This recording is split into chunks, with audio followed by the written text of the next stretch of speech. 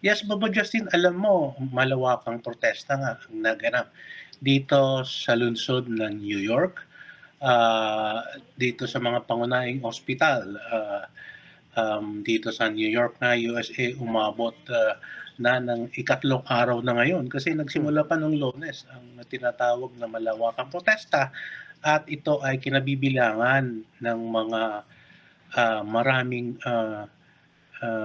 nurses dito sa New York City kung saan merong umabot na ng 15,000 nurses ang dumalo dito sa nasabing kilos protesta at napag-alaman natin na Bombo Justin na sa 15,000 dumalo dito sa nasabing kilos protesta ay mahigit 1,000 ang dumalo ng mga Pinoy nurses, Bombo Justin. May bagay under the table na sinasabing mga dapat na may diagulo. Alam mo, may kahilingan ang mga sinasabing mga first responders natin ay mga nurses, lalong-lalo na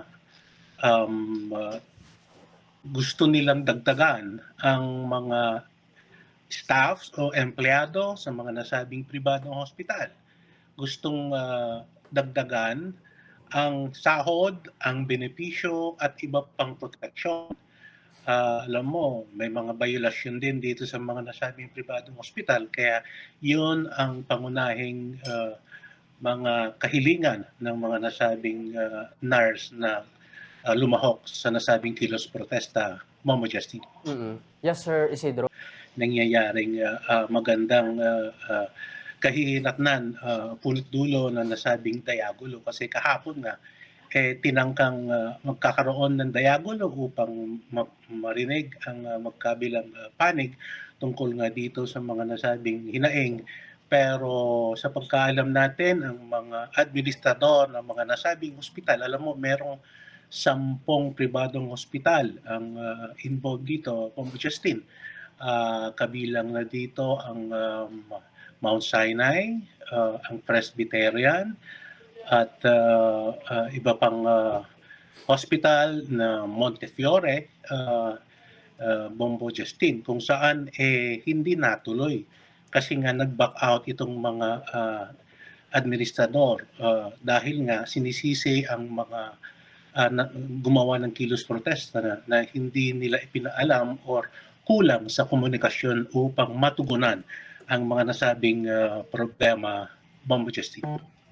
So kailangang madagdagan ang mga nagtatrabaho o empleyado, kailangan dagdagan din ang sinasabing sahod nila at makikita yung mga dapat na ayusin, mga unfair labor practices at yung mga benepisyo na dapat ibigay at syempre alam mo ang huling naganap na kilos protesta ay noong year 2023 kung saan dito rin naapektuhan yung mga nasabing pribadong ospital dito sa New York at ang kahihinatnan dinagdagan ng almost 19% ng dagdag na pasahod ng mga nasabing nagprotesta or kilos protesta mga nurses dito sa nasabing siyudad ng New York, Bombo Justin.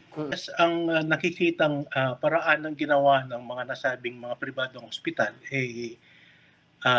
nag-hire sila, Bombo Justin, ng libreng contractual nurses pansamantala upang tugunan ang nasabing problema na dulot ng mga nagsagawa ng kilos protesta.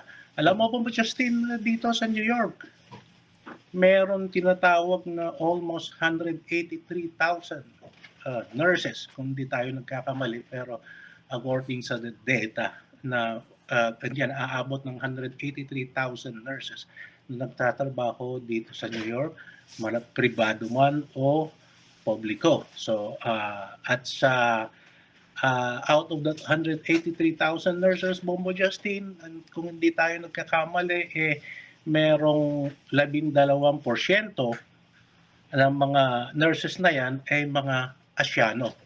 At sa Asianong nurses na yan, merong tinatawag na 85% ay mga kawang Filipino. So marami. Ibig sabihin, Bombo Justin, merong siguro aabot ng 24 hanggang 26,000 Filipino nurses na nagtatrabaho dito sa nasabing syudad ng New York, USA, Bombo Justin.